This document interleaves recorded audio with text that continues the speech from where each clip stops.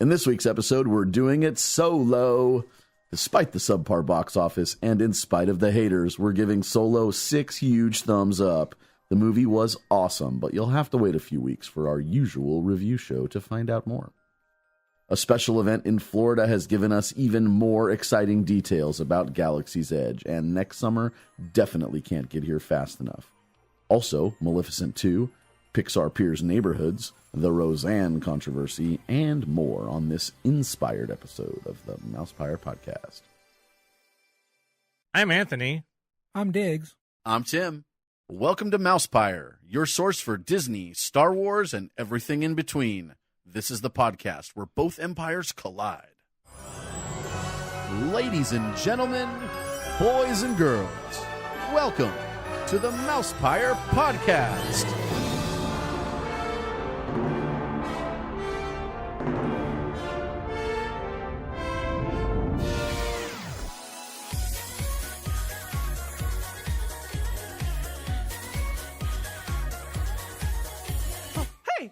What's going on? Uh-oh. The apprentice lives.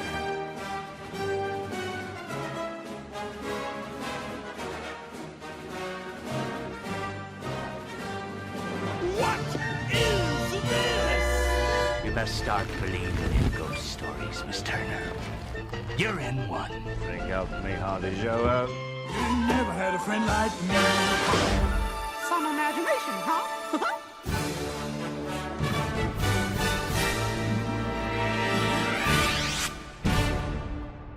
Made you look. Hola. ¿Cómo estás? Bien y tú? I am tired. Happy New Year. Oh, Whose birthday is it? No, it's New Year's now. I didn't say birthday. All New right. Year.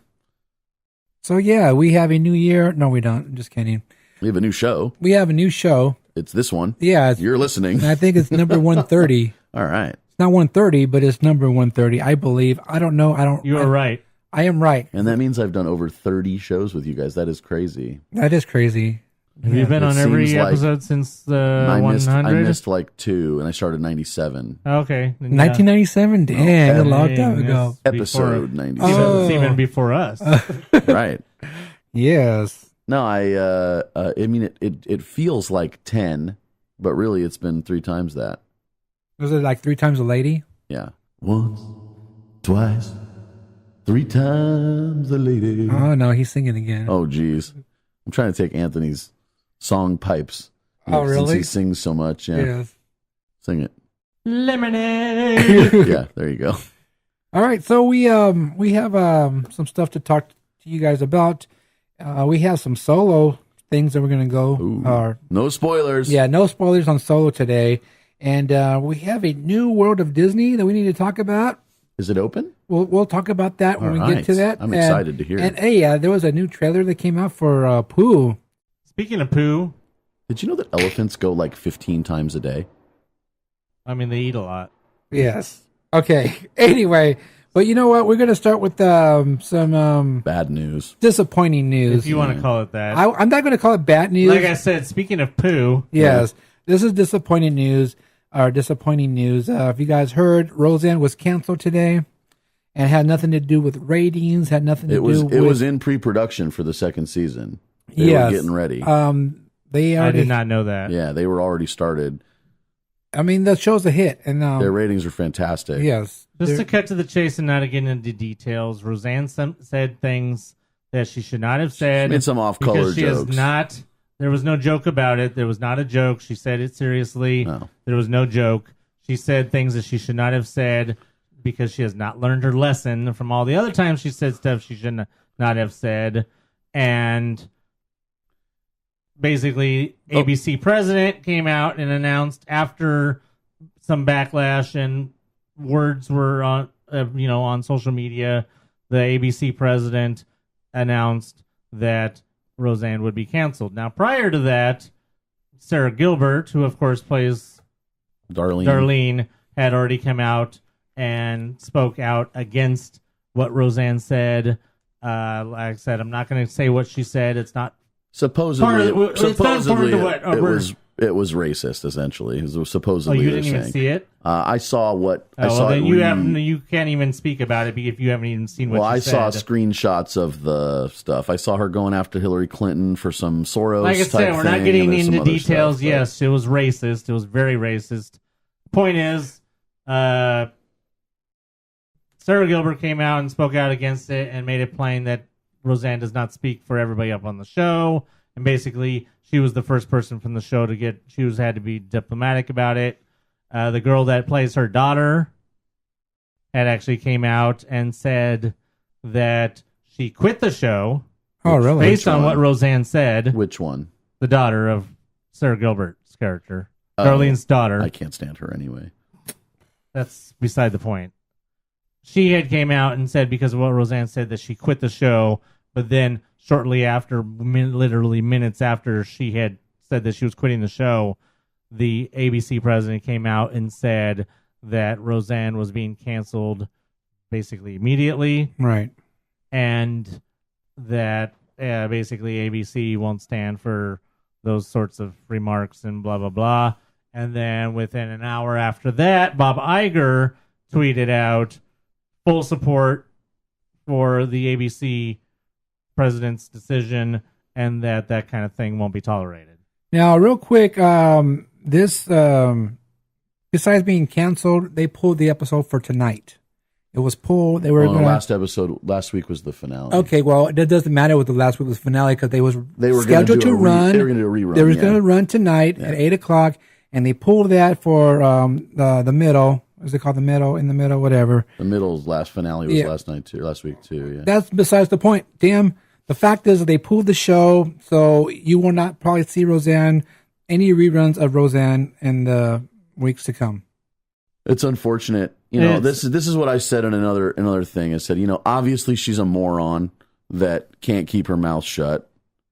She obviously has some opinions that aren't agreeable. However, I still want to know what's going to happen to the Connors.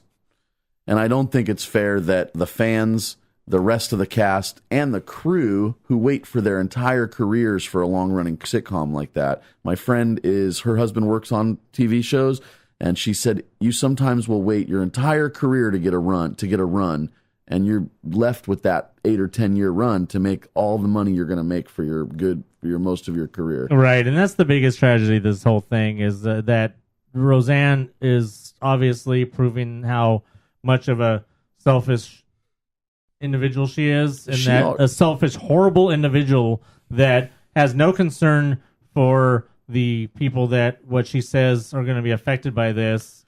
And from what I've heard, that this is going to affect at least 200 people in their livelihood or so. Besides all that, and I do believe, and one of the first things that I said is that I think that they should just write her out of the show and continue the show. I said immediately, I was commenting, and I said they need to continue the show and just call it the Connors. Well, she's supposed to or have the Connor family. She's supposed to have knee surgery. It's been done before. Kevin Spacey was written out of House of Cards and was allowed to, that show was allowed to be continue. Another example, going way, way, way, way back to Valerie. I was thinking that's the first thing I thought about. Where she was written out, and then that show just became whatever it was. The Harpers? No, it wasn't. It was something else. But I don't remember. I saw it earlier, but it's not Harper. But yeah, because it was Valerie Harper. But she got written out the show, and that's the perfect example of Charlie Sheen. He went nuts, and they wrote him out of his but show. they still had that show was created. I guess for him. he was. Yeah, true. He was the number one in the show. So although that they wrote him out and put Ashton Kutcher in, and the show ran 4 more seasons. I don't know how, but yeah. So those are some examples of shows that have had the main character written out, and then they still able to continue it. And I think it's the only thing that's fair now that since you said that they are just now starting production on season 2, it is not too late for them to still do that. Especially if they still have all the production still up and everything. This is a immediate reaction that ABC and Iger had to do in order to respond to the situation now before they wait a few days. They couldn't wait a few days. They had to do it now. So it's one of those things that they can make the announcement now that it's canceled, but then they can make the announcement later after they've talked to John Goodman and Sarah Gilbert and everybody and see if they're interested. What I think would make more sense, and this is just my opinion, it lets the crew keep working, the cast still gets to keep together. You know, if they want to replace that one daughter, I don't particularly care for her. Because right now, even on Twitter, there's a Twitter moment that's Roseanne's cancellation has fans imagining a Dan and Jackie spinoff show. So, I mean, I don't know what network would pick it up with the advertiser lashback, or the sponsor. As long backlash. as she's not there, I don't think I'm think talking there about should a be different scenario. Is that Netflix doesn't have any advertisers. If they wanted to pick up Roseanne in its current situation, and then her way of apologizing for the situation is to simply donate most of the money that she'd be making. Yeah, Netflix doesn't have sponsors, but they do have subscribers, and they will lose subscriptions. I don't think people are going to cancel their Netflix just because that's there as an option. Okay, first of all, that's not going to be an option because none of those people are going to want to work with Roseanne right after she already just cost them their jobs. Nobody's going to want to. She comes out. No, and they're says, not. No, they're not. Can That's I just say no. my You thought? can't because it's a ridiculous thought. If she comes out and says, "I'm going to donate the $5 million an episode or whatever that I'm making," she's probably making $1 million or $2 million an episode. If she's going to donate all that money to some sort of racism charity or something, it's going to do a lot more good than not doing it at all. And there's a way. She's got all the money in the world already. She doesn't need any money. So if she really wants to make right, she could turn the money that she would make into a positive situation, and it would save this thing for everybody. I don't think it's going to end up on ABC, but it could end up on Netflix or Hulu or something. It's not going to happen. She's done. She's done forever. She might get a job with Fox News. I do think, but she's done. She's done in entertainment in Hollywood. I do think she's written her own. She's written her own epitaph. Because if she wasn't done before, she is now. I mean, the fact that she was even allowed to still get work after she did that Hitler sketch that she did or whatever it was, the fact that she was even allowed to still get work after that is extraordinary. What I was going to say is that if this had happened 5 years ago, I don't think that the reaction would this wouldn't have happened 5 years ago. She wouldn't have said those things on Twitter 5 years ago. Well, that's probably We're true. in a completely different environment now where people feel enabled to be able to speak out their negative and racist types of things. Well, it's also an environment where everyone's triggered and offended by everything as well. All right, so we're gonna move on. I'm gonna read this statement from Dan the mailman. He says Roseanne was overrated. Automatic dirty award goes to Roseanne. I understand comedy needs to be edgy, but this was far beyond the line. Without getting too political, while I can take a joke, this was quite unacceptable. If Cosby can go down, so can Roseanne. We will see what happens, but it's bad when your co-stars distance themselves from you, which Cosby's didn't do. All right. Hey, Solo. It was a solo weekend. Solo. Hello? Low. Yeah, it was a solo weekend. I'm going by myself to the park this week. I'm making myself a solo trip. Yeah, so everybody saw Solo? I soloed it out the first night. I went with my girlfriend, but just saying. Okay. Yeah, we were at we went to the 6:00 fan event. At Downtown Disney? What? Why would we go to Downtown Disney? Well, I don't know. When we have a perfectly good theater right here. Well, I mean, who knows? No, why? Why would we go all the way over there? Dolby there. They have Dolby here. Well, I didn't know that. Well, anyways, the fan event was in IMAX. Nice. We do want to go again and see it in Dolby. Was it 3D? Non-3D IMAX. Even better. Which to me is the best. Yeah.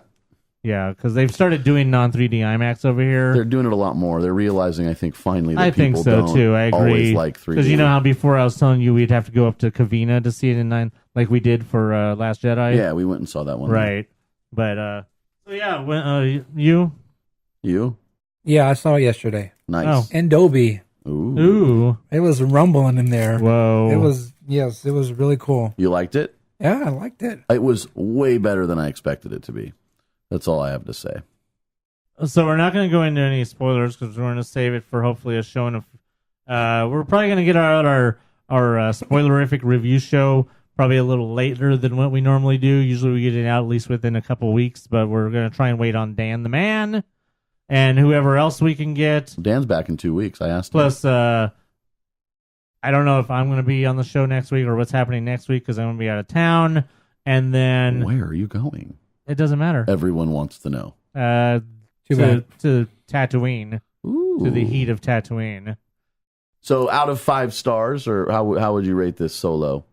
I haven't thought about that one yet. You know what? To me, it's a different movie. It wasn't very as a Star Wars movie to me, even though it has Star Wars music and the characters. But it started out to me like a different, just watching a regular sci-fi movie. Yeah. Like a new sci-fi movie. That's the way I saw it in the beginning. It's in that Star Wars universe, and there's Star Wars tie-ins, but it was not really a Star Wars story in my mind. Like it had its own standalone. Maybe. I mean, it's probably the most standalone of all the Star Wars movies, even more than Rogue One. Yeah. Because you don't have all those. I mean, sure, you got Han, you got Chewie, and you got Lando, but you don't have any connection. You have zero connection to the Force. Right. Whereas in Rogue One, you still had Vader. You have no Force users at all, with maybe one minor exception, but that's a spoiler, and that'll be for the spoilerific review show. And the only reason I think it works to do that 2-3 weeks from now is because not as many people have seen this one. Maybe we'll get to that in a minute, but this movie's a lot more grounded. I mean, you still got the Empire. You have a lot of different troops now, but you have some underworld types, which we don't really get to see it a lot in Star Wars, right? Which I like. Some stuff we got to see a lot in Clone Wars, and then it actually takes it back to the old Han Solo and Lando Calrissian novels from the early '80s, where you had like the corporate sector, and you had a lot of more gangster type stuff and corporate greed and all those sorts of things going on. Whereas in the Star Wars universe, it's all that was one of the things that people were always like, oh, there's too much trade federations and blockades and stuff in the prequels, and people were complaining about that, and but this is the kind of thing like too political.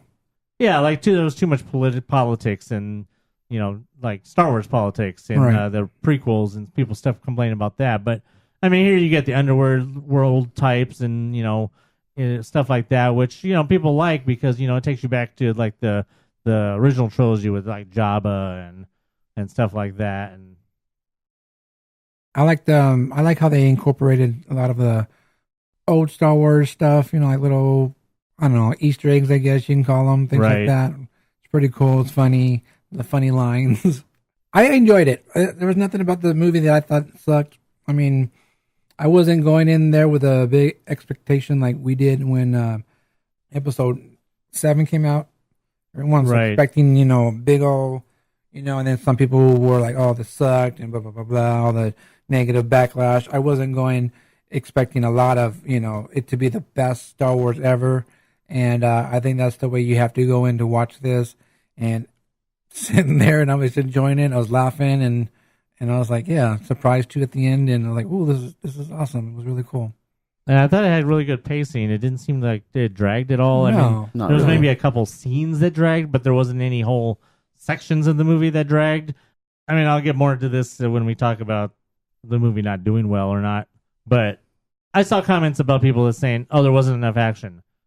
Like, really? Were we watching the same movie? Because there was nothing but action. Right. Well, with maybe they were expecting lightsaber battles. of like, don't even get me started on the people that don't think a Star Wars movie is a Star Wars movie unless there's a lightsaber battle, because there's literally people that think that. There's literally people that think that a Star Wars movie is not a Star Wars movie. There's people. There hasn't been one yet. There's people that think that what? There hasn't really been one yet that had zero lightsaber action. Rogue One maybe is the closest, right? But you had Vader. There was at the still end. lightsabers or something like lightsabers. But true, but lightsabers to me, lightsabers does not define Star Wars. Right. Sure, lightsabers have been in Star Wars. But a lot of those, it's ironic that a lot of people that are complaining about how there's no lightsabers are probably the same ones who are the ones who have been crying all these years about the EU being about the EU not being canon, which, by the way, it was never canon. It's funny because there's lots of moments. There's so many moments in Star Wars books where there's no lightsaber battles. You could go. There's whole books that don't even have a lightsaber in it, but yet these people are probably the same ones who are complaining about no lightsabers in the movies. And because there was even people in after Last Jedi that complained that there was no lightsaber battle in Last Jedi. Because technically there is no lightsaber battle in The Last Jedi. There's two people with lightsabers fighting people with no lightsabers. Because Kylo and Rey are fighting against the dudes, but they don't have lightsabers. But Rey and Kylo never fight each other. So there was technically never a lightsaber battle in Last Jedi. And since Luke and Kylo also never really touched sabers,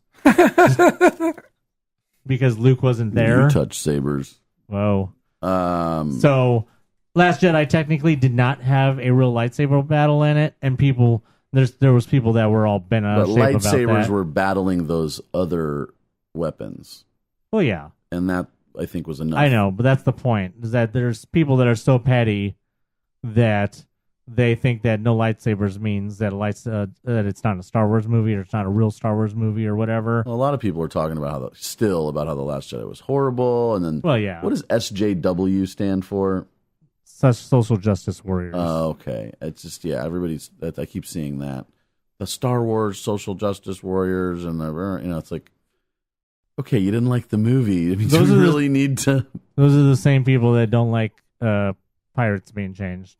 So yeah, I really enjoyed Solo. It was pretty cool. I didn't mind. I have no complaints of the movie. Like I said, I went in there thinking it's. I wasn't like high expectations. Didn't have that, and it was better than what I thought it was going to be. We had all the negative, comments about the movie, and it's not going to do good, and how to change the director, and I think it was awesome. It was a really good movie. I agree. I will say that. Evidently, the numbers were much lower than they expected. They were expecting something like 150 million opening weekend. Yeah, I think their original expectations was actually closer to 180. Okay. But then after the Thursday, they knocked down their expectations into the 150 to 155 range. But then, yeah, it just kept. Where did it finish Monday? Around the 120, I think. Okay, because I heard 85 on the Sunday numbers, and they were expecting 85. Yeah, I think by the end of the 5-day weekend, if you count the Thursday screenings, I think it ended up with 120. Which I actually didn't. I didn't have the actual numbers. Any other movie that gets $120 million domestically, it actually did break some records for Memorial Day weekend, which is traditionally a weekend that movies don't really do that well. Okay. Because people are out of town. Because of our people being out of town. The only movies that have traditionally done well on Memorial Day weekend have been Star Wars movies. But, I mean, we could just move into the whole why it didn't do well. First of all, I'm going to say that everybody that's claiming Star Wars fatigue, you could take that theory and shove it. Yeah. Because I'm so sick of people talking about Star Wars fatigue. If you're a Star Wars fan, you want all the Star Wars. Explain what that is for the layman's. The layman's means it's just too much Star Wars. We had a movie in December. Right. It was a big. This is the shortest amount of time that we've had between Star Wars movies ever. Because even since Force Awakens, we had a year between Force Awakens and Rogue One, a year between Rogue One and Last Jedi, but now only 6 months between this. So maybe if they had put Solo in December, it might have done slightly better because people were expecting a Star Wars movie in December. Maybe people weren't expecting a Star Wars movie to come out in May. Who knows? But all I know is that the whole Star Wars fatigue thing is a bunch of crap. It's a bunch of hooey. And I just say what I'll say and what I've been saying is that, and I don't care if you get mad or not. If you're a real Star Wars fan, you're gonna want all the Star Wars you can get. I don't care. The people who didn't like Last Jedi, I don't know what your problem is, but you have a problem. I mean, there's things I didn't like about Last Jedi, but I thought it was phenomenal overall. If there's anything that I think I've learned from these last two is that Star Wars fans are just really, really silly. Yeah, I mean, basically, Star Wars' worst enemy is Star Wars fans. And that's the fact that apparently somewhere along the line, Star Wars fans decided that every Star Wars movie has to be perfect. Whereas Star Trek fans and even Marvel fans learned... Star Trek fans learned long time ago, and Marvel fans have also learned that for every good movie comes with the bad. Take the good with the bad, basically. Take that old saying. Take the good with the bad. Just be happy you have movies. That's for sure. And that's the way that Star Trek fans have had to live basically since 1978. Yeah. Nothing's perfect about those Star Trek movies. Well, I mean, there's a few movies that have been perfect, but... You know what? I was joking. I know, I'm saying, but for every couple good Star Trek movies, you have bad Star Trek movies. For every Star Trek 2, you have a Star Trek 5. So, I mean... For every Final Frontier, or excuse me... That's the one I just said. Final Frontier, the one that Shatner directed. So, I mean... Then for every Shatner-directed movie, you have a Frakes directed movie. Joking. That actually works, because I like the one Frakes movie. But he did have a bad one also. Anyways, so I mean, it's something that it's just something that Star Wars fans can't seem to learn, and for coming from all the same type of people that are probably, like I said, I equate a lot of this negativity amongst Star Wars and the Disney Star Wars to a lot of the same people that have been bitching and moaning about the loss of the expanded universe books, and I think it's a lot of the same people. Which doesn't make any sense because it's like, hello. Maybe they're just too old. I mean, I don't accept new ideas. No, there's people our age and there's people all ages that are like complaining about Star Wars, and it's like I don't understand. I mean, but just getting back to the why it didn't do well. I mean, yeah, the 6 months thing. Maybe not expecting the Star Wars movie to come so soon after the last one. A lot of bad press leading up to the release. Yeah, that's the thing that the backlash and the stupid fans and everything after Last Jedi didn't cause Solo to do bad, but it caused Solo to do bad, if you know what I mean. Yeah. Like, they're not the ones who... Like their boycott Solo and whatever else crap that they were pulling all this time and all boycott Star Wars and not my Star Wars and all that shit they've been doing all this time. That didn't directly affect, but it does. People looking from the outside in sees the general fan might go, this one's not going to be good. Oh, Star Wars seems to be having some turmoil from within. I think I'll just stay away from that Solo thing. I don't even know what it's about. It's directed by Opie. I don't even know when did he start directing Star Wars movies. I'll just watch it on cable. So I mean, you got all those kind of factors. You see a name. I mean, people that maybe have been paying attention. They knew that they trained directors. The whole kind of director change with Rogue One was a little bit more low profile because it came later in the game. And it wasn't really classified as a director change. It was more of just this person's doing reshoots. The whole thing with Tony Gilroy doing the reshoots on Rogue One, which led to a lot of the speculation of Rogue One being bad, which then it wasn't. So just had to do with hair. Some people may say the best Star Wars movie yet. Right. And so I mean, you had all that stuff, and then you had, like I said, you had the infighting among Star Wars fans. You had a lot of their non-diversity choices kind of maybe turning some people off from the outside. You know, people looking for more women directors or more ethnic diversity in Star Wars, maybe, and then they see Solo being another white lead directed by another white director, something like that. You got that camp. Then you got. Like that I only said, seems to be an issue recently. Though. Then you got the people looking. Like I said, all the people looking from the outside in and seeing, it's having all these problems again. They had problems with the last movie. People are saying that it's not good. People are saying that Star Wars is not Star Wars anymore. So basically, and then you And then you want to know who's probably I'm going to put the biggest blame on all of the clickbait sites with all their clickbait headlines that show up as sponsored things on Facebook. Fake news. And you got the normal Joe Blows, normal non-Star Wars fans. What? Solo's going to be the worst movie ever? Right. You got all of the normal non-Star Wars fans scrolling through their Facebook and, oh, look, there's a sponsored article from Nerdist talking about how Star Wars is in trouble because of this. Oh, there's another article from Stupid Collider saying something about Star Wars having problems, blah, blah, blah. Oh, there's another one from Screen Rant. On and on and on. You got all these sponsored stupid sites, and I see them all the time, and they're not ones that I follow, but they're ones that you follow, or they're ones that you follow, or they're ones that somebody else follows, and then that shit pops up, and I see their article, and I'm like, well, that's a stupid article. Why am I following these? Oh, I'm not following them. It's popping up because somebody else follows them. You got to keep in mind, there's a lot of people that maybe were not big Star Wars fans, but they're big Disney fans in general. Right. And now that that's one entity, these general Disney fans are giving Star Wars a chance. And if they're hearing from everybody that this one's going to suck, then they may not go spend their $12 or $13 or $14. At least in our market, that's how much it costs here to go see a movie, unless you have Movie Pass. But which doesn't even work everywhere now. Well, yeah, I mean, they're having their issues, but now I have to take a picture of my ticket right after I buy it to prove that I'm going to see that movie.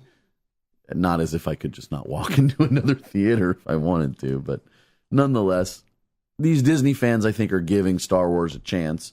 But if they're in these Disney groups or Disney podcasts or whatever, and people are saying, this one's not going to be as great, watch it on, whatever, well, they might just do that. It's just another version of clickbait where you got people, you got especially if it's I mean, I've seen it before. I've seen it in some of the Disneyland Annual Pass holder or some of the other groups that have nothing to do with Star Wars, but somebody posts a clickbait article in there bad-mouthing Last Jedi or saying how Disney is ruining Star Wars or something like that, and you get those articles from outside sources. And then you also got the people who post articles that haven't even been confirmed or rumor articles and shit like that, or just shit that's just flatly fake news. But nobody has time to filter through that, and they're just reading it at face value, and then they're seeing that, and they're like, oh, well, I guess I'm not going to mess with that. Yeah. So, it's a mess. It's a mess. Like your face. Thanks. I mean, I don't know what they're going to do. I mean, they're not going to stop making Star Wars movies just because of one movie. I mean, if that was the case, they would have stopped doing Iron Man movies. Right. Or, I mean, not Iron Man specifically, but Iron Man 3 didn't do that well. And it only got bigger from there. Right, and they weren't going to stop doing. They weren't going to stop doing Marvel movies after one Marvel movie not doing well. Right. So I mean, they just kept going. No. And then just real quick, then I saw other people. Well, nobody. And then I saw other articles, and that's the other thing too, is just really stupid, irresponsible clickbait articles saying, "Oh, nobody. This just proves that nobody wants to see prequels," or blah, this has nothing. Nobody wants prequels, and then I saw them specifically cite Marvel and how all the Marvel movies lead into each other. To which I say, no, you're full of shit. A lot of the Marvel movies have actually been prequels and taken place before other movies. You just don't know that because you're not paying attention enough. The Guardians movies take place before any of the other movies, before several movies. Because I think both of the Guardians movies were supposed to take place like in 2014. Okay. So it's like before several other Marvel movies that have come out after them. So those are technically prequels because they're in space and it's taking place before that. Doctor Strange is a prequel because it tells you how he becomes Doctor Strange. Captain Marvel coming up is a total prequel because it takes place in the 90s. So, I mean, I don't know. just for every stupid argument that some of these clickbait sites or some of these stupid fake fans can come up with, I can come up with a counter argument for every one of your stupid fake arguments. All right. Now I want to get to the talk going around with Obi-Wan movie and Boba Fett. The Boba Fett, I think, was confirmed, right? No?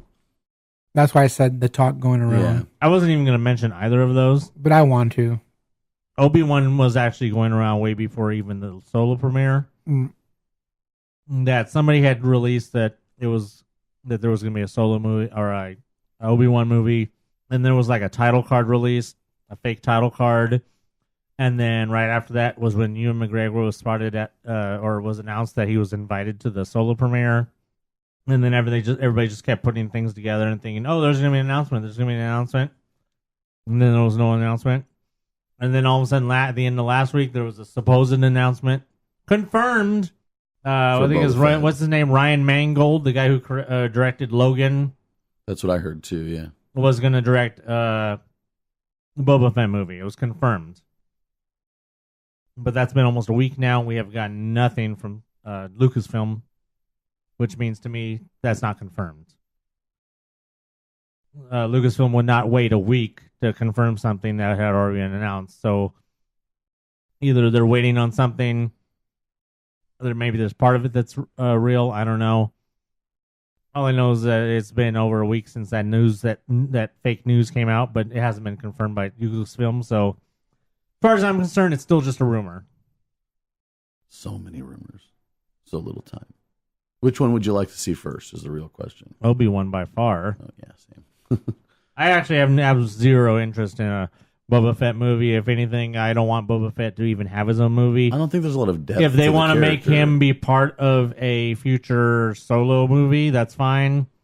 But I just don't think there's a lot of depth to the character. No, and we know everything about him already. Kind of. I mean, he may have some adventure we don't know about, but we know how he was created. We know his whole story with the clones, and what else is there to really tell? Well, the thing about that, though, and it brings us back to the stupid fans, and one of the first things that came out with the solo announcement, or not the solo, though, with the Boba Fett announcement was, oh, can we get a Boba Fett movie that pretends the prequels didn't happen? Mm-hmm. I'm like, no, that's not how things work. Like a what if? Yeah, basically, that's what everybody wants. Everybody wants a what if, because then now we got people saying that. No spoilers, but because of a certain character showing up at the end of Solo, now there's people that want to pretend that Rebels didn't happen because of events having to do with that character in Rebels. Has there ever been an example of like an Elseworlds or what if storylines in movies? That's a comic book thing. In movies, no. Exactly. In movies, no. That's why the whole point of what the EU was basically that's what books authorized fan fiction. That's what the books and comic books are for. Exactly. I mean, there's some Star Trek what if stuff that I thought was fantastic. Yeah, really, and back when Star Wars was still doing the EU, and back when they were still with Dark Horse, they did three comic book series called Star Wars Infinities, where it was an alternate version of Star Wars, where if one thing went differently, how everything else would go differently after that. Then they did an Empire Strikes Back one, where if one event in Empire Strikes Back went differently, how everything else would change after that. Which event? I don't remember. No. We should all check those out. I've always been a big fan of the DC Elseworlds. Like, what if Superman landed in the jungle and was raised by animals? What if Superman, the Red Sun, where he lands in Russia instead? That's a really good one. What if Superman landed in Gotham and was found by the Wayne family and they never had Bruce, so basically Superman is Bruce Wayne and becomes Batman. Nonetheless, but ain't nobody got time for that in movies. Ain't nobody got time for that because they don't do that kind of thing in movies. And just the last thing I'm going to say about that is they could announce it way in advance and say we're gonna be doing this what if series, and it'll be 3 movies with one question, and they'd have to do crazy promo for people not to get confused. Right, exactly, which is exactly why they won't do that. There's enough people there were enough people already that didn't understand what Rogue One had to do with, or when Rogue One. I mean, there's enough people that probably don't know when Solo takes place. Even my mom was a little confused about when Solo takes place. So, I mean, obviously when he's like 20. If you're not completely paying attention to all the medias, or if you're not completely up on what the timelines are of all the movies, it's really hard to decipher. I mean, when Force Awakens came out, there was people that didn't realize when Force Awakens takes place. There was people that literally thought that Rogue One was a sequel to The Force Awakens. So, I mean, you already have enough trouble trying to keep people up on the Star Wars timeline without adding a what-if movie in there. Let's just say, for example, and then that'll be it, that for sake of argument, they wanted to do what-if, and what if they wanted to have, like, say, let's say Rian Johnson or the Game of Thrones guys was going to do a what-if trilogy.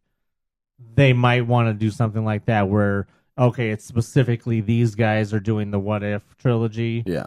Or something like that, or what if these guys are doing the what if TV series, It or makes something more like sense that. as a series or a cartoon. Because then you can say the alternate adventures of Star Wars, or have some weird, like how they call the standalone movies a Star Wars story. They could have some weird tagline that says Star Wars alternates or something like that. But other than that, I don't see them ever doing something like that. So, hey, what if they named a village Black Spire Outpost? Oh, that's not a what if. It's happening. It happened, and I don't know if you guys caught this. It was name dropped in Solo. I didn't.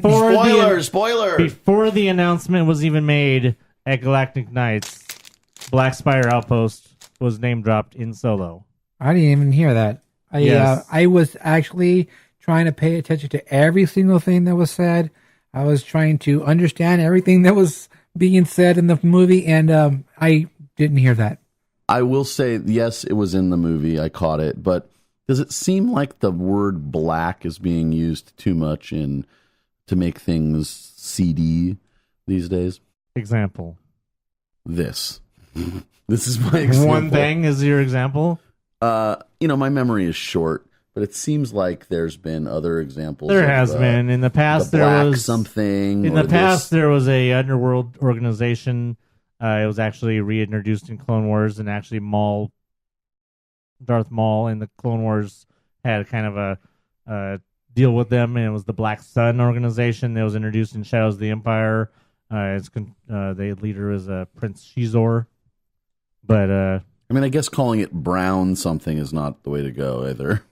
Well, isn't it more because there's a black market thing going on? Well, that, and just real quick, the background, just what we're talking about is announced they had Star Wars Galactic Nights was at Walt Disney World this past weekend, and there were some announcements made. They had a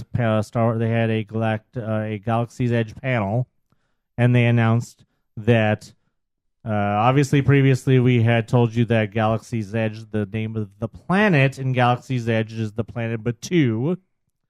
And I had also announced that Batuu was going to be part of the upcoming Thrawn novel, Grand Admiral Thrawn novel.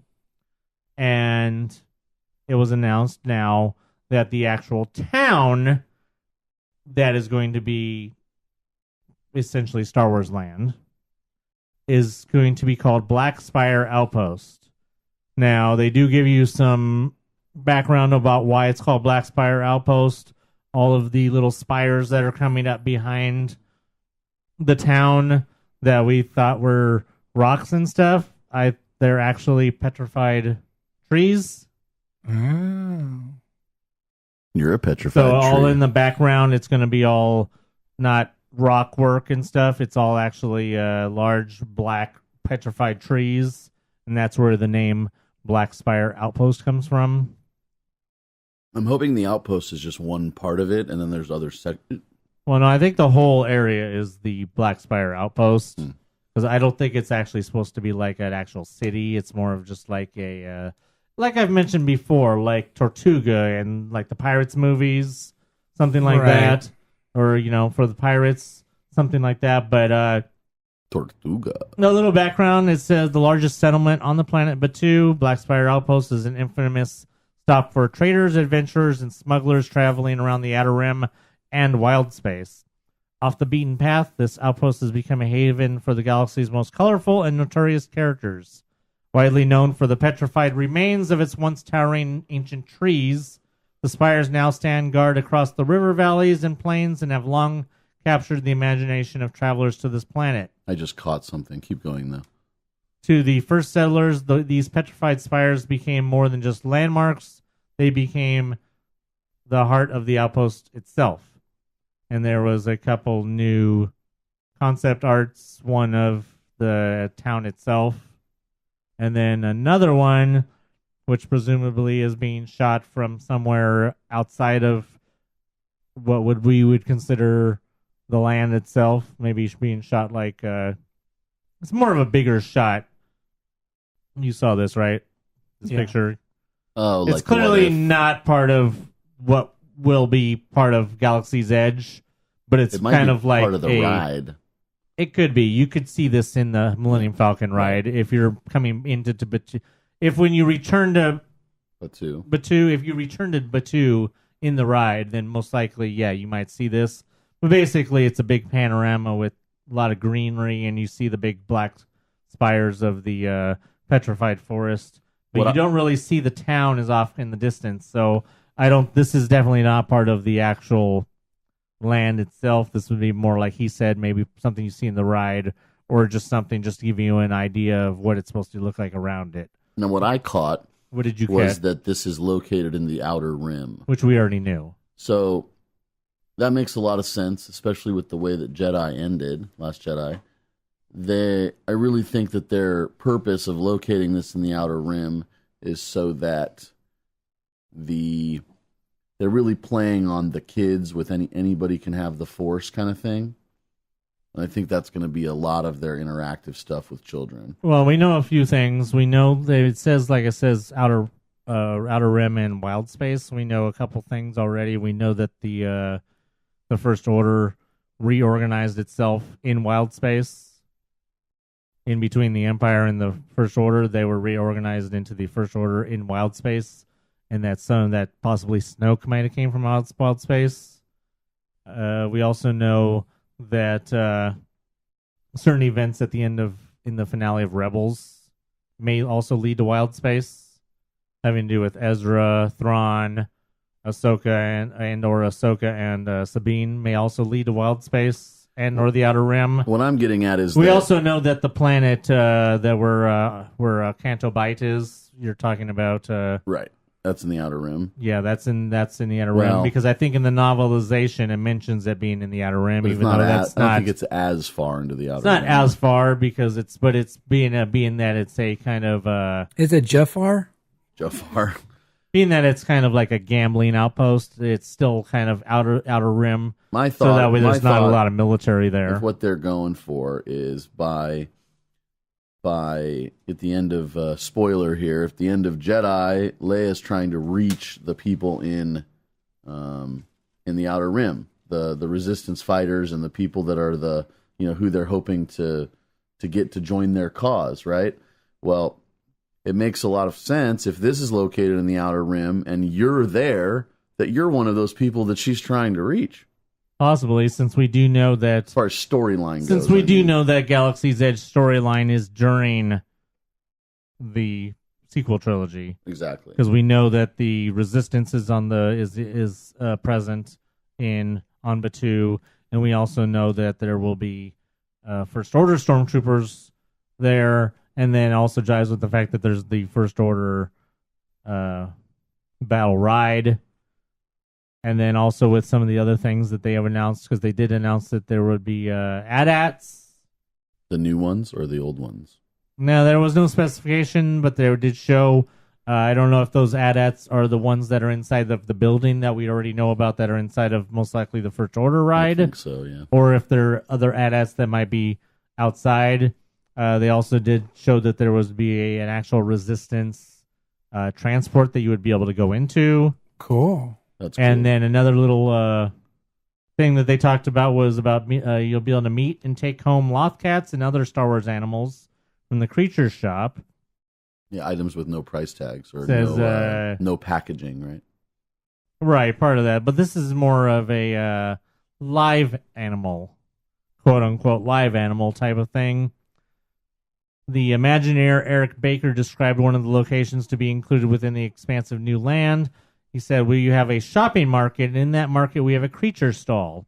Everyone loves the creatures of Star Wars, be they cute or cuddly or creepy or scary. You'll get to see them all in this place. The creatures will come to life, and you'll get to take one home if you're lucky. Right now, our artisans are focusing on bringing these creatures to life, and a lot of these creatures that we're doing have never existed before outside of the Star Wars literature or the animated series. So for the first time, we're getting to bring these characters to life, and they're working with Doug Chang, who is one of the Lucasfilm designers, which is an honor for all of the artists, and they're very lucky to have them working with us." We talked about this once before. That's my buddy right there, Doug. It's basically the Pandora dragons, the mini dragons that they sell in Florida at Pandora that are really popular. Right. And they're like a puppet type thing, or they clip to your shoulder, and they have some sort of interactive capability where you can... I'm pretty sure this is going to be better than that, but yes. But it's on the same along order, those yes. lines, is that we don't have a Pandora, so they're Right. going to... that's where they're selling those things. But in Star Wars Galaxy's Edge, they're obviously trying to come up with a Right. similar product. So continuing on, he goes on to say, "We're going to bring a Lothcat to life for you to see. He'll be living, breathing. This is the kind of detail and love we're putting into everything we're doing." And then it mentions, of course, Lothcats are from Star Wars Rebels. So if there's no dewback, I mean... Well, dewbacks are kind of big. Well, yeah, but they got to have one. We're talking about small things, most likely like Lothcats, porgs, maybe, Oh, yeah. Kowakian monkey lizards, Things you can eat. If you're a Wookiee. womp rat. Definitely one. Actually, I don't think it would be a Kowakian monkey lizard because I think that's that giant lizard that Obi-Wan is riding in Episode 3 when he chases after Grievous. Right. So I could be wrong. So that's cool. That's one thing. That's several things. As I said earlier, they also revealed that there would be AT-AT walkers. And they did specifically say in its first order battle attraction, which of course we knew that because everybody saw them Right. and the pictures were circulated around. They said until now we haven't received too many details.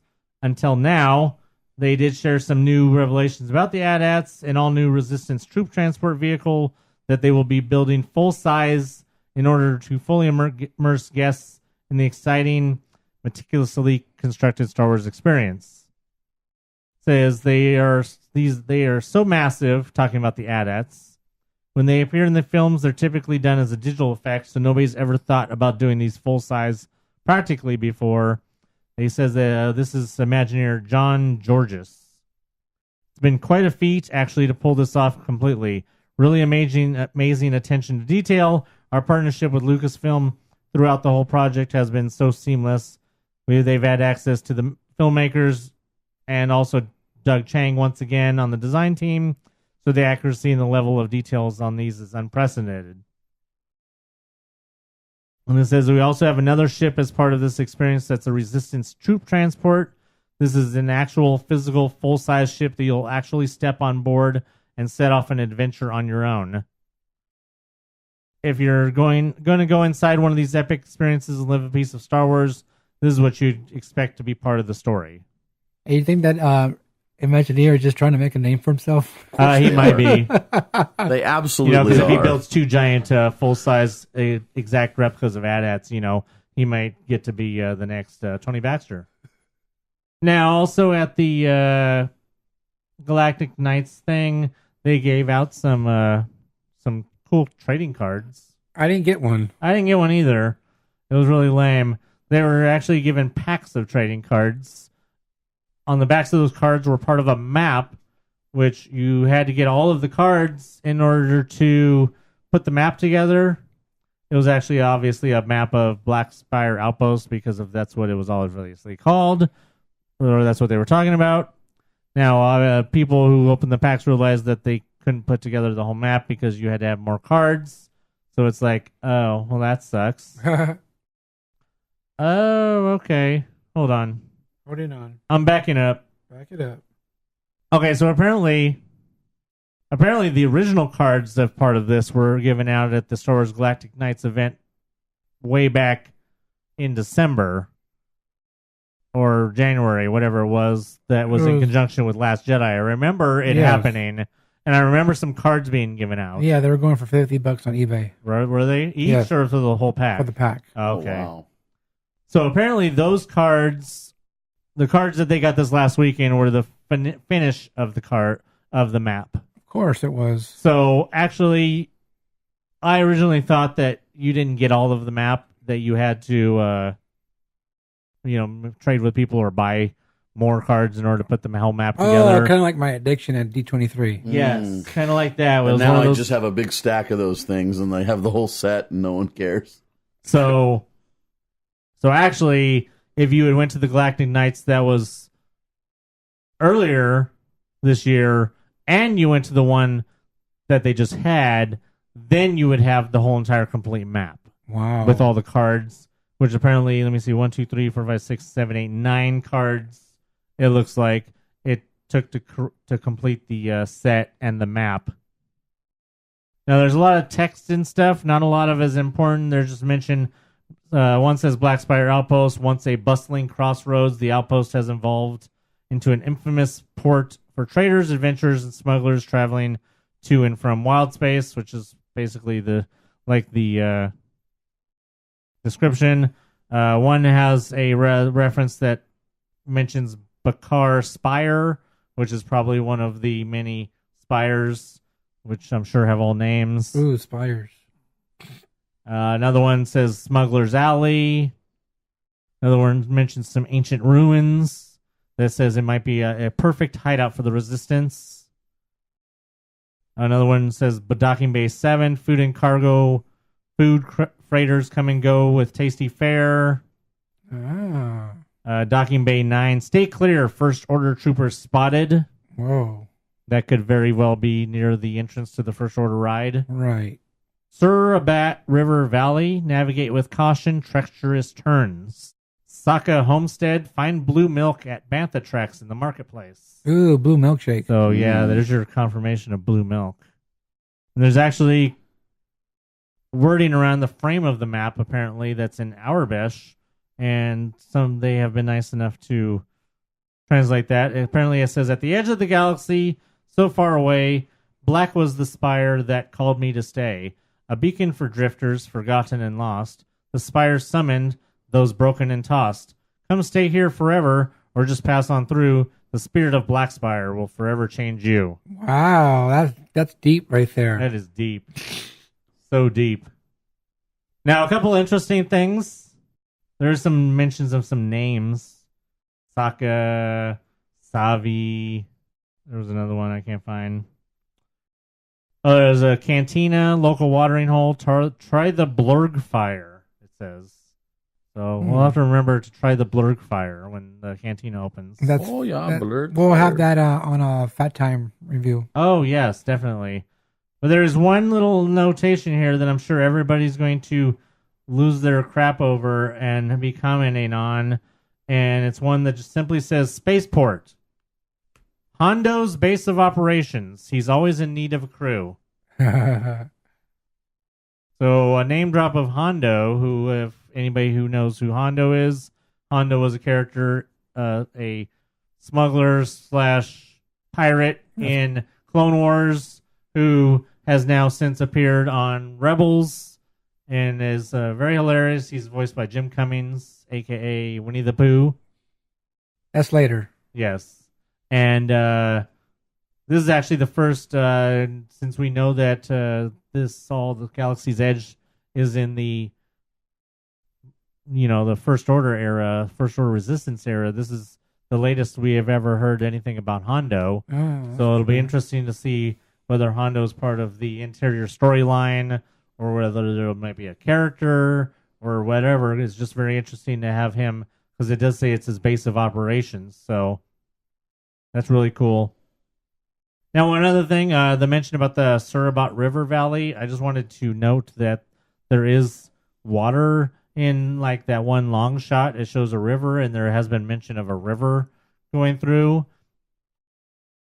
where we couldn't really see that from any of the. Did the model seem to indicate that there was a river anywhere, like over on the left side where it's all the foresty area?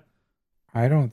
No, I don't remember. Because I just want to say that I was at Disneyland on this last Wednesday, and we went on the train, and we sat in the different train with the side-to-side seating, right? Not the outward-facing seating. Weird. And I sat on the far left, and I was watching because it was my first chance to really get to see the waterfall, be able to actually look at the waterfall without having to turn around. So I'm looking. I get almost to the last waterfall, and I look down, and I see a big opening. I can see light through. So there is a hole where water is flowing through from the river, flowing under towards stars. Oh. Because I could see light. So it's clearly opening up over there. So I think that there's going to be a river or something going through there, and it's going to be connected to the rivers of America. Wow. Through that waterfall. The rivers of Batu. Either that or we're going to be able to see, I don't know if we'll get to see the backside of water over there. It could just be a small pond area, too. You know what I mean? It could be, but just going by the whole mention of a river valley and the fact that there's a river in the concept art and stuff like that, I think there's a pretty good chance that there's going to be some water or something, some sign of a river or something over there on that side, because it is more on that side where the green part is that's going towards, Critter. Right. So, cool. Man, lots of cool stuff. I just want to make a note that, obviously, like I said, Black Spire was mentioned in Solo.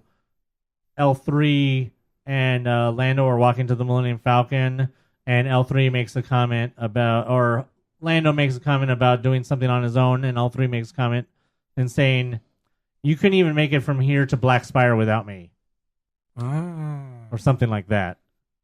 So he makes there's definite reference already to that, and then also I'm almost going to guarantee that since we know that Thrawn, that they're going to Batu in that Thrawn book, that if Black Spire is the main outpost on that planet, even back then maybe, or maybe it's not a big outpost back then at that time, but we'll probably see some sort of form of they'll end up there. I can almost guarantee that that's going to end up in the new book. So cool, exciting stuff. All right, so moving on. Disney Parks blog announced the 4 neighborhoods that will be coming to Pixar Pier this summer. And Anthony, we were just talking right now. He was saying that didn't we already know they were having neighborhoods? But I think they gave us a hint that they were going to have the 4 neighborhoods, but really didn't go into detail. Right, we didn't know what they were. We were just kind of speculating based on the attractions that are going to be in those areas. All right, so the first one is Incredibles Park, of course, inspired by The Incredibles. It says Incredibles Park will be an inviting plaza featuring mid-century modern design as aesthetics. Guests will enter through an archway where the iconic Incredibles logo will be seen overhead. Now, if you guys go over to the Pixar Pier area, you can see the billboards or the walls, and they have the concept art on there. I believe that's one of them. Of course, we all know about the Incredicoaster and all the new effects that's going to have. We talked about that before. The next area is a Toy Story boardwalk, which is right next to the Incredibles park. Wait, so it just goes straight from Incredibles into the Toy Story boardwalk? Yes, because it's right there by Midway Mania, of course. Okay, now what I want to know then is which neighborhood is the Nemo Carousel going to be part of? Okay, that's a good question because it's right there in between. I thought maybe that was going to be its own neighborhood or it was going to be absorbed. I think you forgot. There is no Nemo Carousel. It's Jesse's, remember? Oh, it's Jesse's. Rootin' Tooting that's right. I keep forgetting that we thought it was going to be Nemo. Yes, that was us. So yeah, right, that was us. So you have the Incredibles park. Fake news. Then it goes right into the Toy Story with the... which, of course, then the carousel is part of the Toy Story neighborhood. Right. Okay, well, that makes more sense. Of course, like we said, you have the Toy Story Mania there, and of course, coming in 2019 will be Just Jessie, the yodeling cowgirl, will invite you to her rootin' tootin' spin on her Jessie's critter carousel. She's going to yodel. She's going to do something. I still don't understand why it's going to take until 2019 to get that shit open. I don't understand. It's kind of like the way it takes too much time to get like solid popcorn buckets. Of course, over there also in the Toy Story Boardwalk will be the new Poultry Palace. Has big appetite to small fries alike. Can enjoy a fun meal inspired by Pixar's short Toy Story tune, Small Fry. I think it's the only place I'm really looking forward to going in Pixar Pier is the place to eat. The chicken place. Yeah. There will be even a fun-sized Zurg, perfect for photo ops. You can also stop by Senor Buzz Churros, where Buzz has switched into Spanish mode to offer this classic treat. Racist. Yes, exactly. Racist. Delicio. All right, so then after that, you have the Pixar Promenade. What's over there, Tim? Well, that's the area. I'd say that's the area from Midway Mania to past the carousel. Wouldn't you say? Generally, You mean the other way? No, from Midway down past not carousel, Ferris wheel. There you go. Yes, that's my opinion. This says here that this charming seaside promenade, inspired by the classic turn-of-century California boardwalks, will celebrate the heartwarming stories and beloved characters from all of Pixar's films. Which tells me that they're going to be keeping a lot of the old theming then. Because it was already boardwalk themed. If they're just going to make it into from a generic boardwalk into a Pixar boardwalk, they're not going to have to do a whole lot of theming with that area then. Well, this here says that they are going to have a focal point of Pixar Promenade will be the Pixar Pal Around. This reimagining of a guest favorite will still include the iconic face of Mickey Mouse. No, but it will have one of the stupidest names that Disney has ever used for an attraction. Yeah, I'm going to agree with you there. The Pixar Pal Around is... Why don't they just keep calling it Mickey's Fun Wheel? Because it's Pixar. Ugh. I should have just called it Pixar Fun Wheel. Just saying. Yeah, or just call it the Pixar Fun Wheel. Pixar Pal Around is ridiculous. Nonetheless, the reimagining of this guest favorite will still include the iconic face of Mickey Mouse on the Paradise Bay side of the wheel, but now each of the 24 gondolas will feature different pairs of Pixar pals. The Pixar Promenade will also feature a Game of Thrones boardwalk. Just kidding. It says Games of the Boardwalk, offering a chance to test their skills and win a prize. 4 colorful game booths will include Heimlich's Candy Corn Toss, Wall-E Space Race, La Luna Star Catcher, and Bullseye Stampede. And real quick, I heard that, what was the Heimlich one? I don't know, but people like Heimlich toys, so that's a good one. I heard that some of the dialogue from the ride is going to be kept alive in the Heimlich that's a toss, good thing. just because that actor died. Right. Who did the voice of Heimlich. He died, and they want to honor him by taking some of the dialogue from the ride and having it at the boardwalk. Since they're going to tear the ride out from Marvel, yeah. Let's see here. The 4-color game booths, again, Heimlich's Candy Corn Toss, which everyone here's favorite is candy corn. Wall-E Space Race, so they'll probably have a piece of candy corn plush up to maybe a Heimlich as the bigger one. The Wall-E Space Race, they could have a lot of different stuff. If they even theme it like that. La Luna Star Catcher. Where is star? My first thought was stars is like Mario Brothers, but that's probably not it. Anyway, Bullseye Stallion Stampede. They already have Toy Story toys, Bullseye and stuff that you can win over there, so they're probably just going to keep that. Also featured along the promenade will be a classic band shell stage, ideal for musical entertainment acts and encounters with your favorite Pixar characters. That's cool, in my opinion. They need to have a musical area over there that people can, especially if they have the space for it, right? Even I don't know what kind of music they'd have, but I'm a big fan of Bing Bong. I know Diggs is a big fan of Bing Bong. So we have also Bing Bong Sweet Stuff. Will feature delightful confections, including saltwater taffy, rainbow cotton candy. Hopefully they have the cotton candy with the Pop Rocks in it. That one's my favorite.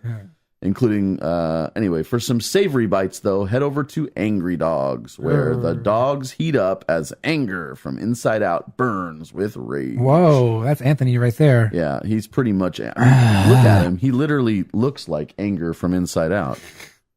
Oh, man, we just like hit the nail on the head with that one, I think. Look, he's even angrier the more we talk about it. Anyway, I'll finish up the last one. I don't think is even happening yet, but Inside Out headquarters is the fourth neighborhood, right?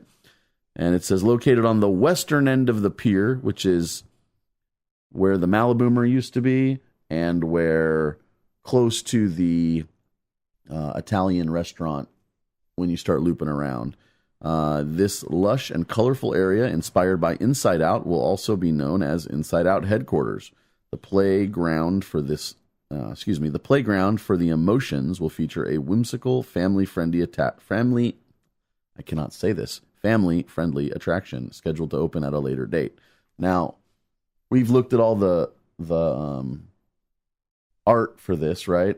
And the three of us agree that when they close Bugs Land, they're just going to move Flix Flyers over and retheme it. Right. That's what it looks like in the art. Which one is Flix Flyers? That's the one with the Chinese food and stuff, Yes. right? Yes. Yeah. That's what I thought. Because I went into Bugs Land last Wednesday, just in case I didn't get to get in there again, just kind of say What's the bye closing date? End of summer. Oh, okay. There's still plenty of time to go say bye to the bathrooms. And I was just noting, I was telling somebody that, I think that's the ride that's going to get, we think that's the ride that's going to get moved over there, blah, blah, blah. And they say, no, we don't know that yet for sure. That's what they told us in the Blue Sky Cellar. Well, we don't know for sure. Why would the person I was talking to say that? Well, maybe they worked there. No, it was just somebody that we were there with. Oh, okay. Yeah, so I'm like, well, the thing is that means that we're looking at 2019 for that ride also. Why did they? I can't understand why they split up. It's like, why didn't you just wait until you were ready to do it all? Right. I mean, how hard would it have been? Who would it have hurt for them to have just left Paradise Pier and that whole side of the DCA the way it was for another summer, and then until Bugs closes?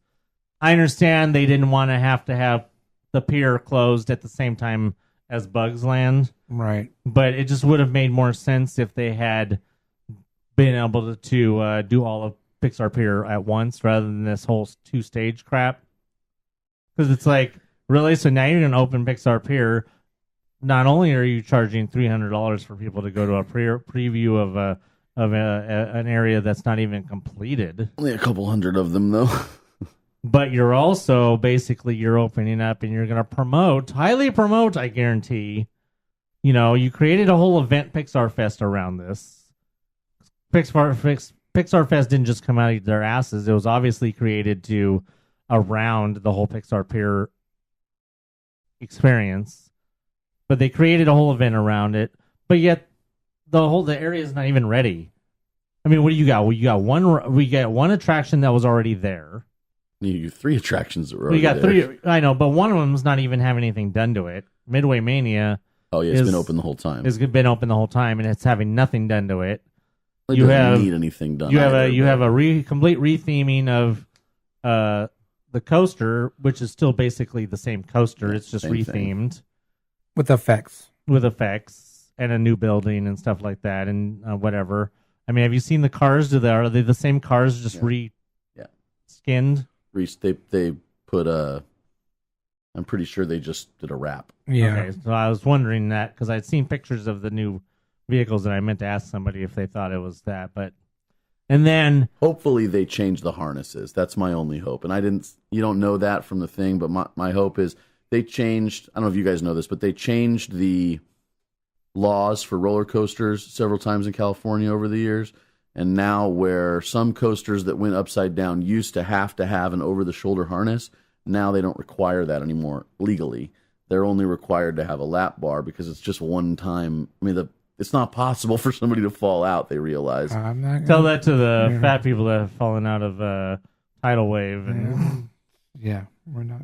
Yeah, no, I could almost. I know that Revolution used to have this, and now it's just a lap bar. And the one they added on Revolution was ridiculous, and it destroyed your ears. Yeah. But I could almost guarantee you 100% that Disney is not going to remove the shoulder harness on that just because it's Disney. They don't really have that much experience with upside down coasters, so I think whatever they do have, they're just going to keep with whatever restrictions that they already had on it, just to avoid any issues. But basically, my point is that Pixar Pier is not even ready. Like you got 3/4 of it isn't even, or 3/4 of it is basically the same stuff that was there, just rethemed. And then the one thing that's actually not even new, it's just being moved from a different area, is not even going to be ready yet. Because if they got to wait for Bugs Land to close before they can even move Flix Flyer over to retheme it, that means that you're probably looking at both the Bing Bong ride and the carousel not even open until next year. Bing Bong ride? Yeah, that's the Bing Bong ride. Oh, the Inside Out ride is Bing Bong, right? Yeah, something like that. Isn't it Bing Bong something? They didn't tell you what the name was going to be. Oh, you don't know what the name No. is? Oh, okay. No, the only thing Bing Bong is the confectionery thing. Oh, okay. Yeah. I just want to note that as of today, what's today? May 29th? The Pixar Pier premiere event is still on sale. If you want tickets, go over there and give them your $300. There you go. Just wanted to let you guys know they still have tickets. And go on one ride. 2 rides. One poorly named ride, one ride that has had nothing absolutely done with it, and one completely rethemed ride that's basically the same. Well, they've got the Incredicoaster, Midway Mania, the Carousel, the Ferris wheel, and this new Inside Out thing. Okay, but so two out of 5 are not even going to be open. That's my point. Yeah, there's until 2 next out of 5, year. And one is really. No, 2 more of them are literally the exact same experience because decals don't count. No. The Ferris wheel is the Ferris wheel. End of story. It's going to be the same experience. Exactly. Really, the only thing that you're getting that's different is the Incredicoaster. Exactly. And even when they move Flix Flyers, assuming that's what's going on, it's still going to be the same ride. That's going to be the same experience too. It's just visually it will look different. Hey, more power to you, Disney. If you can get more people to come based on doing a lot of nothing.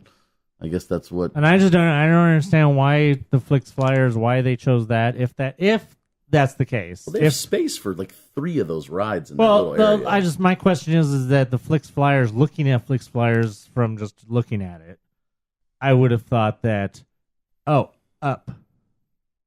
right, instead of, you could be sitting in a little house in the balloons or something, right, or.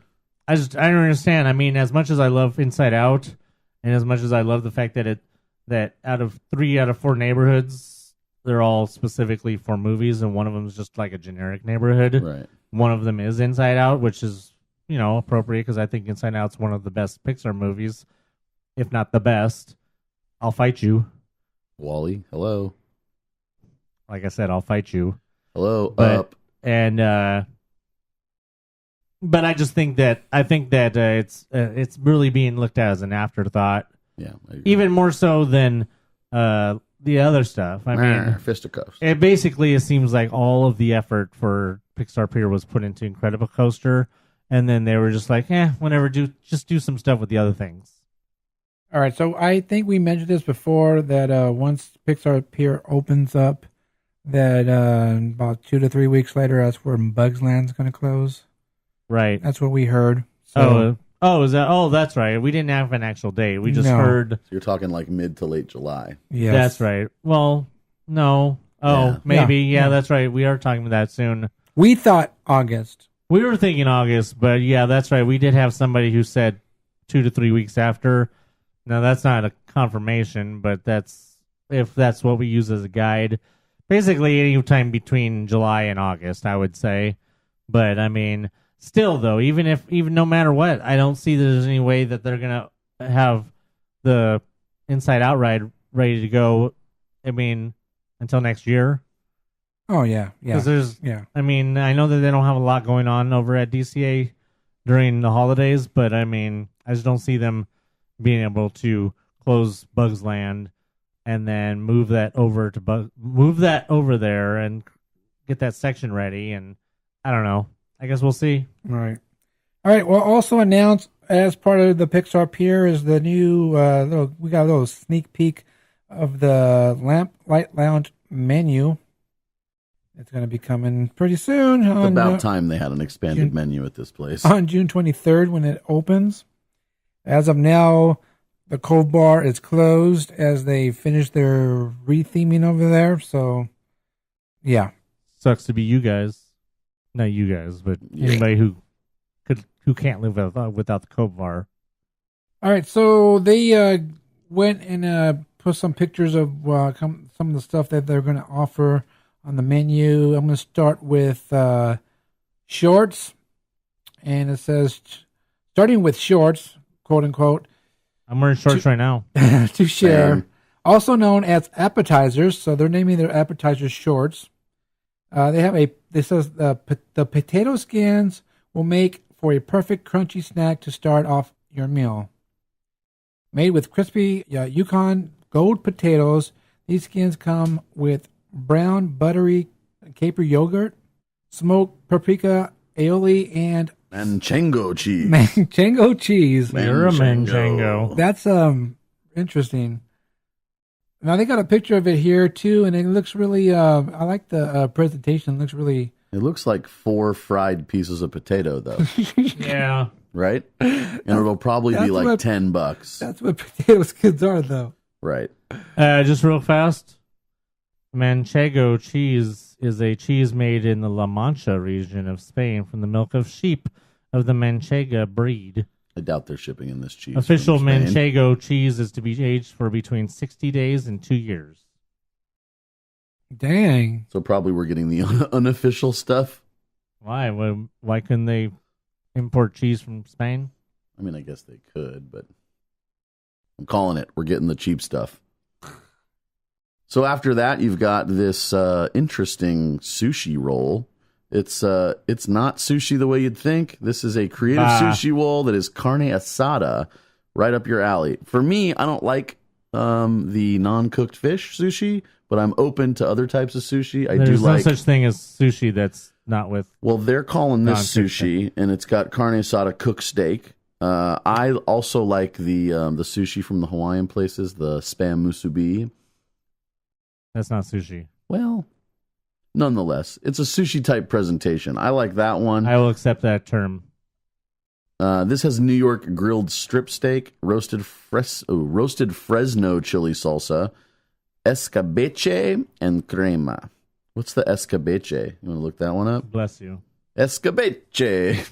It's other stuff from Spain, maybe. I will say that despite it not being sushi, but merely being a sushi presentation, I would probably eat it because it does sound good. It does. Escabeche is a name for a number of dishes in Mediterranean and Latin American cuisines, which can refer to a dish or fish or meat marinated and cooked in acidic mixtures and sometimes colored with. Basically, it's how it's prepared. Yeah. Right. Now, this next one is for the rabbits. They're cooking and serving up rabbit? And because it's for the Bigger Bites menu, it is a vegetarian entree. It's a spinach salad. It is curly spinach with warm wild mushrooms, a soft poached egg, charred onion vinaigrette, shiitake bacon, and blue cheese toast. You know, I mean, I would try that without the mushrooms. Eat only the poached egg. Alrighty then.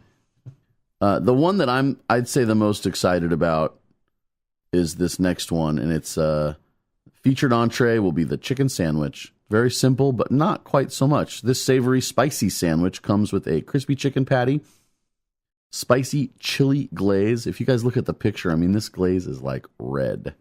And vinegar slaw on top, like how they do sometimes with the pulled pork sandwiches. And a pineapple butter served on an Amish bun alongside of malted fries.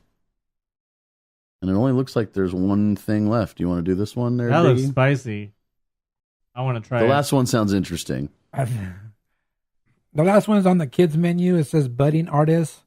It says budding artists will love the PB&J roll, a fun twist on the traditional peanut butter and jelly sandwich. This creamy peanut butter and whole wheat roll comes drizzled with strawberry jelly. It's also served with fresh fruit and a flower pot of hummus and veggies. Interesting. I would try this for a snack. I'd be all about it. I love peanut butter and jelly. This is like sushi, sort of, with the Yeah, because they are rolled up. But I also like hummus too, so that's kind of cool. Now, I'm just gonna say it straight out. This is stupid. It's the dumbest thing I've ever seen.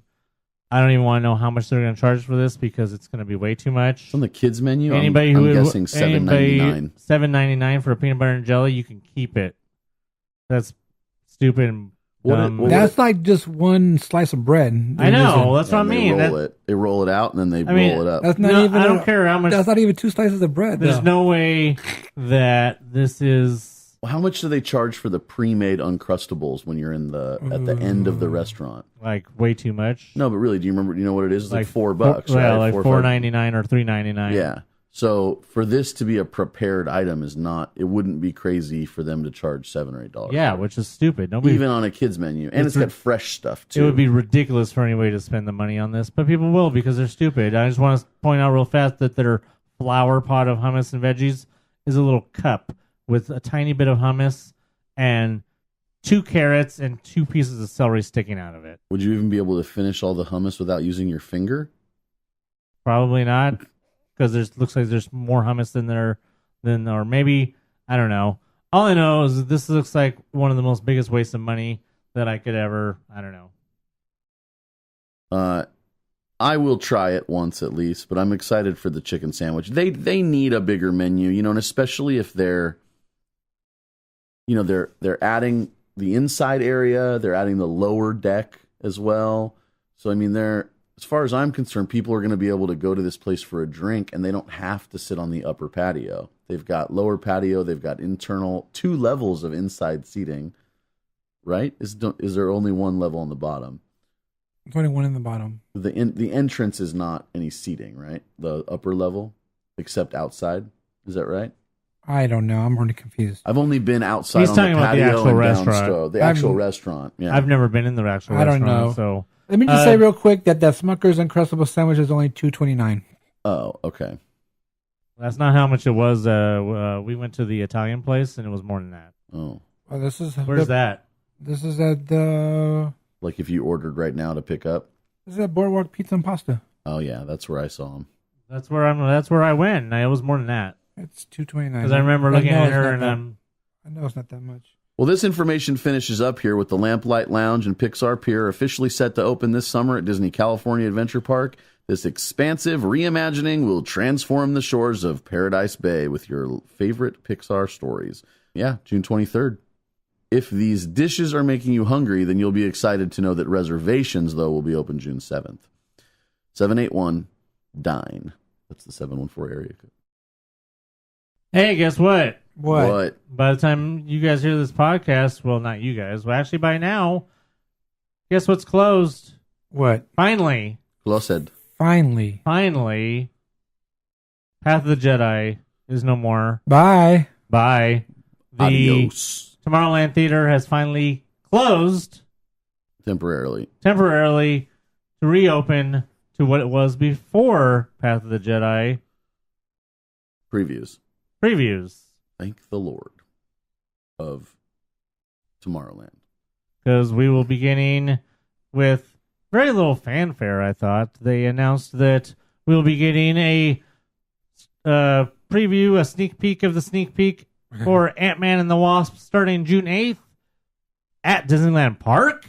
Whoa. So, everybody just was had to have been what? Disneyland Park? And then you open it up and it says Tomorrowland Theater. But there was nothing about when they were going to be closing Path of the Jedi. It doesn't matter. The last time we had previews over there, it was for Guardians of the Galaxy Part 1. Yep. And I remember going to see the preview there, and then after that they closed it, and Path of the Jedi opened. So yeah, from June 8th until July 15th, you'll get to have an advanced look at scenes from Ant-Man and the Wasp at the Tomorrowland Theater. Presumably, you will be seeing all of the signage for Path of the Jedi come down. I don't know if we'll get any kind of cool Ant-Man and the Wasp sign. Probably. What did we have back when it was just... Did they put up signs saying it was Guardians, or did it just say was there no sign? And they might have had the signs when you walk in. Right. I don't remember how they had that, because I know remember. before Guardians, the only other preview that had been in there was Maleficent, or was there another preview?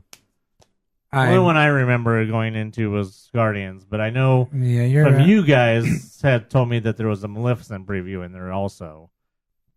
The Maleficent was in the Bug's Life. They had like a whole thing built outside of the there was with the thorns and the that's right. Oh, okay. Whoever told me that Maleficent was at Tomorrowland then was wrong.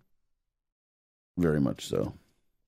I don't know what else they had over there. Okay, well maybe nothing then. They had a couple Marvel. It's been Marvel movie stuff mostly. Well, it could have been too much before that, because since Guardians, not a lot of Marvel movies. I guess they could have had one of the Iron Mans or maybe Captain America or something. I don't know. Yeah. It would have been before I had my pass again, so I don't remember. Anyways, so that'll be cool. So like I said, June 8th through July 15th. So put on your calendar for June 7th. Then most likely will be the AP sneak peek of the sneak peek. Yep. And hopefully a cool gift. And it's going to suck because I'm probably not going to because that's going to be the day I'm coming back from Tatooine. So that's unfortunate. And of course, the movie itself opens on July 6th. All right, so speaking of Ant-Man. And the Wasp. Okay, maybe not Ant-Man, but Doctor Strange. He's been in the park all this time. I forgot to say something to you about that too. Okay. I don't know all this time is, but yeah, I brought him up to let you guys know that Doctor Strange is in DCA now, walking around Hollywood land and taking pictures. Apparently, he's been there since at least the 18th. Because I saw a tweet from somebody. I actually saw an article the other day. It was something talking about Doctor Strange. And then I saw a tweet that came up showing Doctor Strange and Loki. And it was from the 18th. So he's been there since at least the 18th. I'm guessing that maybe since that's a Friday, maybe that's the day he started being there. Probably. But it's really confusing to me why they didn't announce it. They still haven't announced him. They still haven't announced him. But we got the announcement last week that Edna was going to be coming, and then they didn't give us a date for her either. Right. But we're guessing it's going to be June 23rd. Yeah. Because that's when Pixar Pier opens. But it was weird because we got the announcement that she was coming, but we never got the announcement that Doctor Strange was here. And as you say, we still have not gotten an announcement.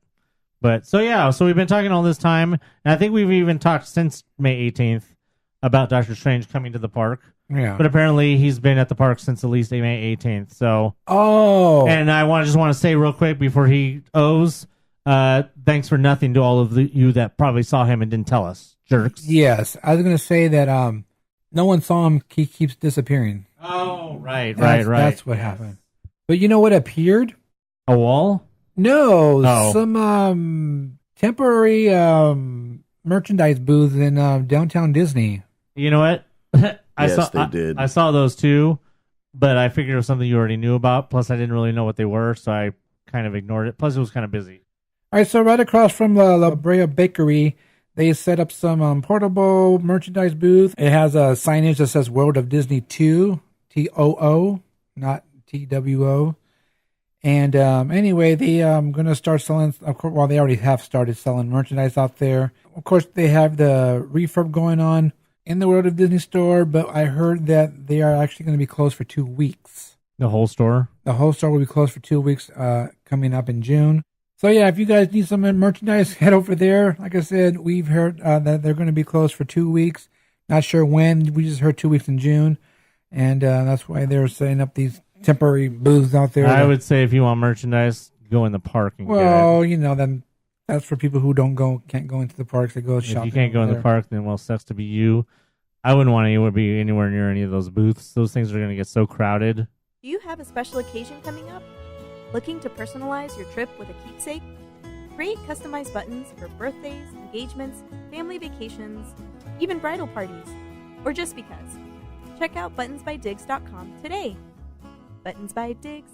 Buttons by Diggs. Remember, those are buttons, not pins. Hey, so speaking of poo, oh, wait, Ew. that was earlier. Ew. No, but seriously, though, we got a new trailer for Christopher Robin. You know what? I can't wait for this movie. It's all the feels, man. It's definitely the feels. The feels. This movie is going to have all the feels. I know a lot of people have been comparing this movie to Hook. I know there's a little bit of differences because obviously he remembers, Christopher Robin remembers, as opposed to Peter didn't remember. Right.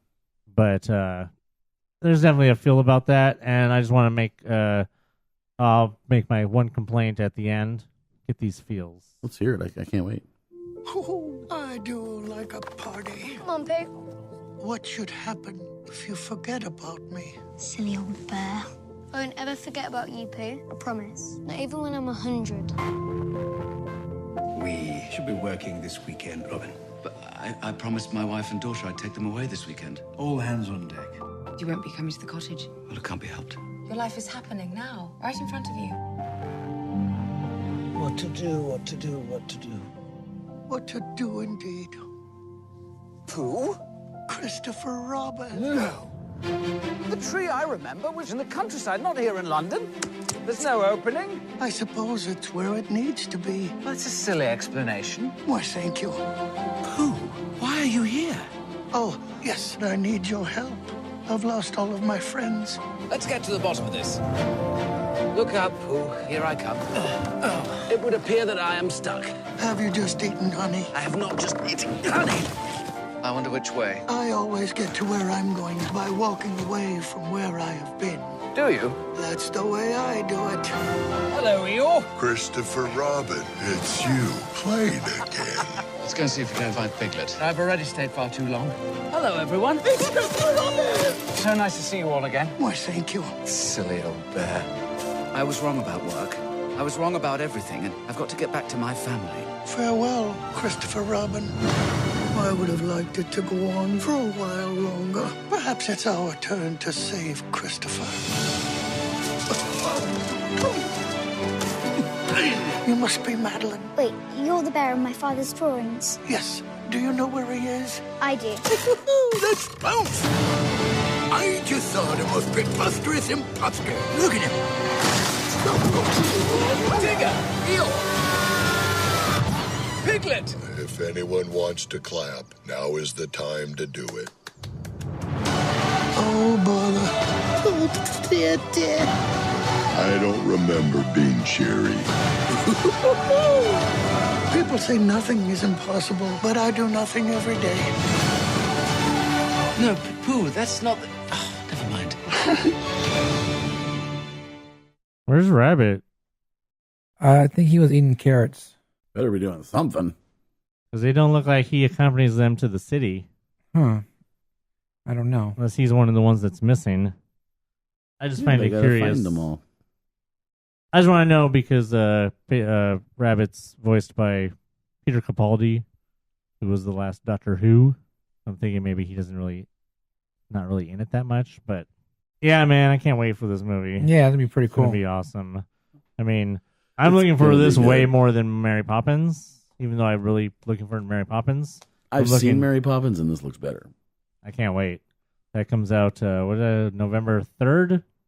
Oh, it's that far away, huh? Yeah, it's still pretty far away. It's a fall. Will you cry? Probably. Yeah, me too. I like Pooh. Bring some tissues. All right, so what was it? Last week or a couple weeks ago, I mentioned to you guys about the casting for the upcoming Disney Channel original movie for Kim Possible. You got the announcement of the casting for Ron Stoppable and Kim Possible herself. Well, we got the casting for basically the rest of it, and well, it's a bunch of nobodies. Oh, I didn't know them. Yeah. So, except for one notable exception, which I will leave for last, but there's just a bunch of people. Connie Ray as Nana Possible, Todd Stashwick and Taylor Ortega as Draken and Shigo, Sierra Wilson as a new character named Athena, and Erica Tham is Kim's frenemy Bonnie. But the best part of this whole casting announcement is the casting of Kim's mom, Dr. whatever Possible her name is going to be Allison Hannigan. From How I Met Your Mother? Yes. I like her. How I Met Your Mother. Also Willow on Buffy. And the flute girl from American Pie movies. So she's awesome. I love her. So at least we got one good bit of casting. Okay. Well, other than that kid from Goldberg's being Ron. Cool. So at least you got not all a bunch of nobodies. Don't know when that's going to be. Stay tuned. DuckTales. Yeah. Hey, so in case you're not getting enough of the DuckTales series itself, which of course has been amazing, but now you can see little animated shorts, like shorts, like less than a minute shorts. Not the shorts you're wearing. No, not the shorts I'm wearing. You wouldn't want those not even anyway. not even the shorts at the Cove Bar or anything like that. Little animated, like less than a minute shorts. The first one is out now. You can see it. I just literally posted it to our Facebook page. So if you haven't seen that, go on our Facebook page and look for the Woo, and you will see the short. It is called, what is it called? It is called World's Longest Death Trap, and it is only episode 1 of 5. And it's less than a minute long. Yeah, and it's less than a minute long, so I'm guessing that all of them together will be like 5 minutes or something. But you'll just have to keep an eye out on the Disney Channel YouTube page to see when when the rest of them are gonna come out. I will try and keep on it myself and see when that comes out. There's actually, if you're into YouTube, the Disney Channel YouTube channel might be a good one to follow because there's actually some pretty hilarious sounding things on here. There's actually there's a bunch of apparently Webby reacts to things. I see ones that are like Webby reacts to Descendants 2, Webby reacts to Descendants 3. There's a 5-minute and 51-second Webby reacts compilation video. Apparently her reacting to a bunch of stuff. So check that out. All right, so we got the announcement today on Tuesday that Maleficent 2 has gone into production. Maleficent Dos. They posted a photograph of 3 chairs sitting in amongst some trees, and one of them says Maleficent with A. Jolie. One says Aurora with E. Fanning, and one says Queen Ingrid with M. Pfeiffer. Oh, cool. And then they released another photo that says, here's your first look at Angelina Jolie and Ellie Fanning as Maleficent and Aurora on the set of Maleficent 2. I really like this one. Angelina Jolie kind of creeping behind Ellie Fanning. Oh, that's cool. And then there's this one. You should try and find those photos or find the link from Walt Disney Pictures and post it onto the Facebook page. I have them posted on my Twitter if you want to repost those. I find it interesting that I don't know who Queen Ingrid or whatever is. That supposed to be Aurora's mom? Just tell me that Ellie Fanning does not look like young Michelle Pfeiffer right there. I know, huh? A little bit. So I find that very interesting. If she ends up if Queen Ingrid is Aurora's mother, then that's very interesting casting because of how Ellie Fanning does look very young Michelle Pfeiffer, like talking like Scarface Michelle Pfeiffer. I don't know when. Do you know when that's supposed to come out? No. I just know apparently we do not have a release date for that. It's time for the mail? Hey, guess what? Chicken butt. No, we got a new emailer. What? No way. Way. That is awesome. Way. And this is from Rachel Hayes. Hey, Rachel. I don't know you. And she says, hey guys, my name is Rachel, and I've been listening to you guys for a few months now and decided to email to let Tim know I'm out here. You exist. You've proven it. I'm just saying, no one else can say they exist until they write an email or a message of some sort.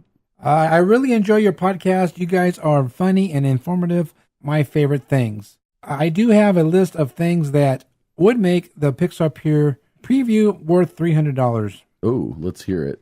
Unlimited food and drinks, unlimited photo pass, Very limited ticket sales, so there are no lines for rides. I like this one right here. The next one. John Ratzenberg meet and greet. Oh. That would be cool. That would be worth the money. There you go. If they had him there, yeah.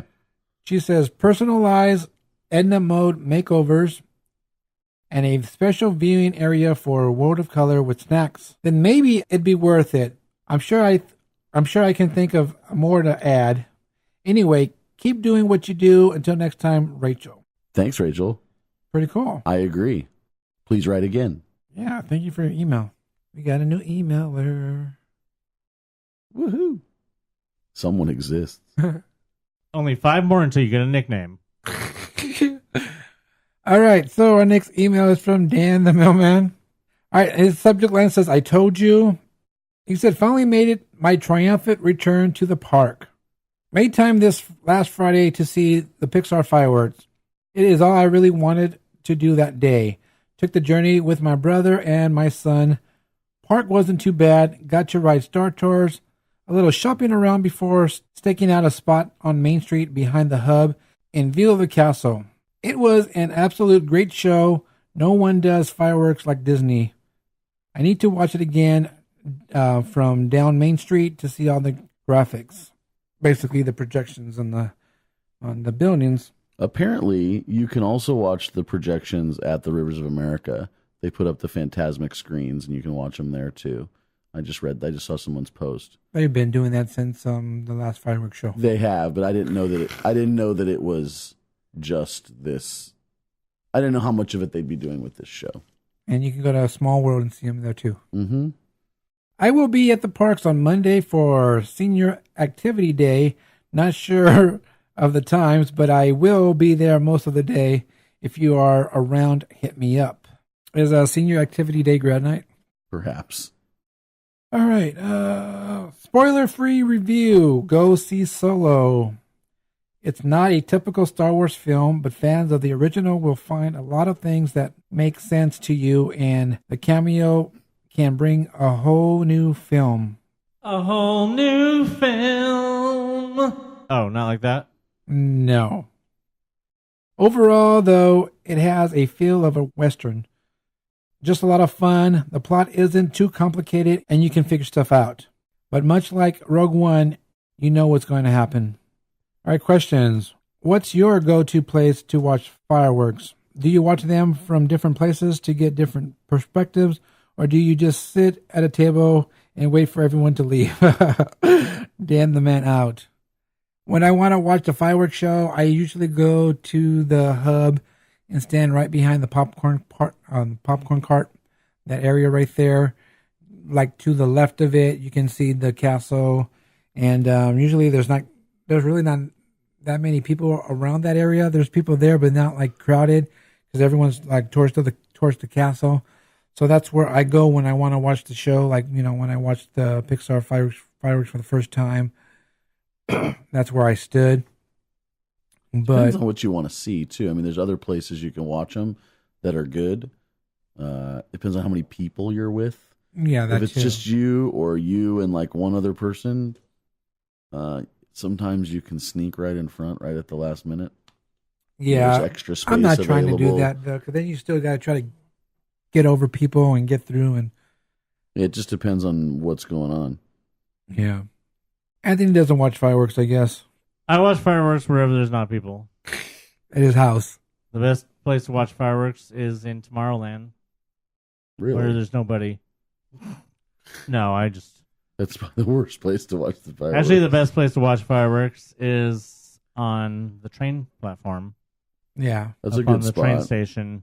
My previous go-to place to watch fireworks, this is before all the projections started, I would always watch fireworks sitting on the hill that leads down to the gate of Toontown. Oh. And it was just far enough away from... It was just close enough to the castle that you could still hear all the music, but yet far enough back that, I mean, you can kind of lay down on that hill almost, or sit on the hill, and the fireworks, it's as close as you can get to them. So that doesn't really make as much sense anymore, only because all of these shows now have projections and less aerial fireworks, but that used to be my favorite spot. All right. Well, thank you for your email. Our new emailer, Rachel. Appreciate that. And Dan the Man. And what was it called? Senior Appreciation Day? What did he call that? On Monday? Interesting. Where you appreciate old people? Oh, Senior Activity Day. Maybe I will come by and see what's up. He's going to be there? Yeah. When's that? Monday. This coming Monday. Yeah. Okay. We'll see what that is all about. All right. And don't forget, if anyone else has any new email, you want to be a new emailer, send in your questions, your comments, just like Rachel did. She just commented on what we asked about, what would be worth a Pixar Pier preview. And don't forget, if you guys want tickets for that, it's still on sale because nobody wants to pay $300 to go. You can include that. You can have your own tip of the week or whatever. All you have to do is just email us. MousePIRE@gmail.com. Yeah, prove to Tim that you exist and you actually listen to our show. Do you exist? Write us a message. That's what I have to say about that. Just real quick, I just have some additional news about the whole Roseanne thing. Oh. That's even more. More news. Viacom, who has the distribution rights for the original Roseanne series, has decided to pull it from the air. Period. Wow. Everything. TV Land, Paramount Network, and CMT, all the places where it was being shown in reruns, has all been pulled. So, not only are all of the cast and crew not going to make any money off of a potential second season of the new series, they have all just literally lost all the residuals for all the reruns of the old series. Apparently the only place that still has any kind of thing left is Amazon still has the streaming rights to Roseanne. It's very unlikely that Jeff Bezos would allow them to stream that, considering how much shit he has gotten from Trump. Well, we have all the seasons except the new one on DVD, so. DVD? What's that? All right, so real quick, if you guys heard last week's episode, we talked about what I got in my D23 renewal, and I said I was going to post pictures of that. Well, I didn't post them on the social medias, but we did have them on our YouTube stream, or whatever you call it, our YouTube podcast. So if you guys go over to YouTube and listen to that podcast there, you can actually see pictures of everything I got. And Tim the Tick did an awesome job because some of the pictures he actually zoomed in on some of the pictures because he's like, well, it's going to be hard for them to see. So he did some zooming in on like when you talked about the duck, Darkwing, the Negaduck, when you said he drew it for you. At that part, it zoomed in right onto the picture, so it's really pretty cool. Right. Yeah, so yeah, you go to YouTube and check that out. You can see all the pictures of what we posted for my renewal and Anthony's Darkwing Duck. It was already signed, and then the picture drawn of Negaduck, which was really cool. Do you have a special occasion coming up? Looking to personalize your trip with a keepsake? Create customized buttons for birthdays, engagements, family vacations, even bridal parties, or just because. Check out buttonsbydiggs.com today. Buttons by Diggs, Buttons by Diggs. Remember, those are buttons, not pins. All right, so that's going to do it for this episode of the MousePIRE Podcast. Again? I just want to say real quick about Solo. I thought it was really cool to see how Han met Chewie and all that kind of stuff. And see, you know what? That's the thing, is that there's so many people who are like, oh, well, I don't care how Han met Chewie. We already know that. Or, I don't care how Han got out of the military. We already know that. Well, see, there's people that don't know that. And there's people that those sort of things, they enjoy seeing those sort of things. Oh, that's the other one. Oh, we don't care how Han got the Falcon. We already know he got it from Lando. But you know what? It's fun to see it. Yeah, it's very. It should be fun. I enjoyed watching all that. I mean, not everybody is a stupid EU lover like all those stupid EU lovers out there who are complaining.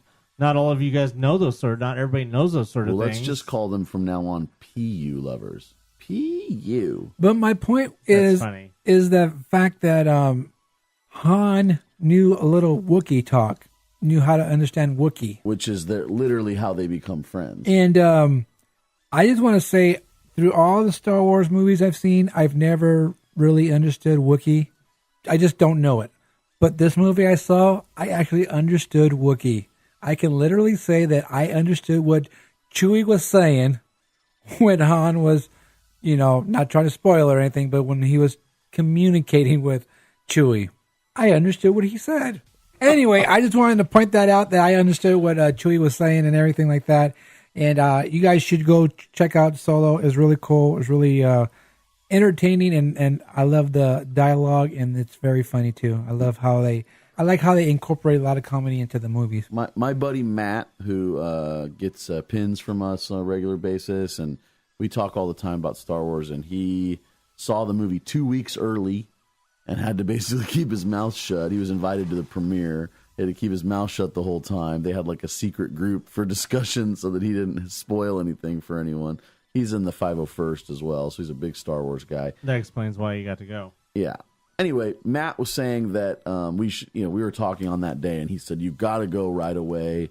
Tell your girlfriend it's the most fun Star Wars movie that she's seen yet. Maybe not the best, but the most fun. It was pretty cool. And on the 501st thing, there was actually a couple of those at the movie when I went yesterday. It's really, really cool. They had the jackets and everything. All right, so don't forget Ant-Man. The Wasp. Yeah, sneak peek coming up. What was that, June 8th? And also...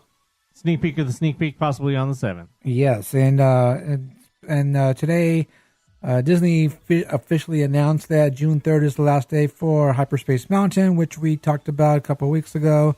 They finally announced that. So. They basically just brought that back for the special events, but then decided to leave it just long enough for people to have a chance. They need to get their money's worth out of that disc. Yeah, well. So yeah, June 3rd is the last day for Hyperspace Mountain, and we'll have Space Mountain back after that. Other than that, that's about it from me. I got nothing. I got, a whole lot of nothing.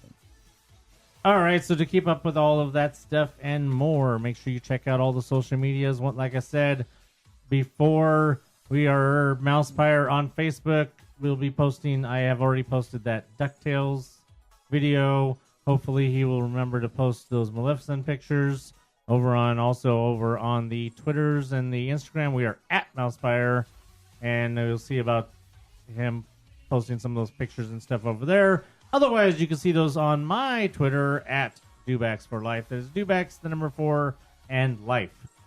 That's who he is. Who am I? That's a very good question. I'm Tim.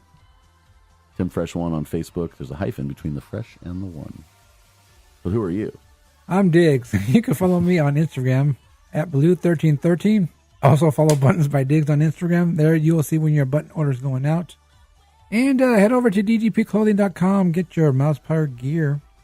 And if you need some custom t-shirts made, just send a message. Custom shirts for any occasion. And don't forget to head over to patreon.com/MousePIRE. Help support the podcast. Any donations would greatly be appreciated. And head over to YouTube. Search my MousePIRE Podcast. Check out the podcast there. And check out all of Tim the Tech's awesome graphics. He does do a lot of good work on that. And I really appreciate it. Buttons.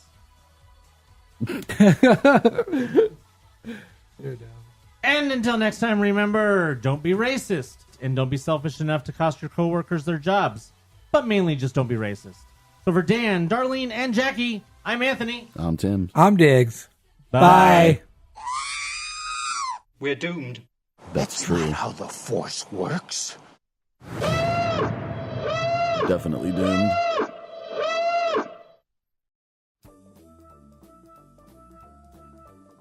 This podcast is intended for entertainment and informational purposes only. Audio, sound bites, and other clips are property of their copyright holders.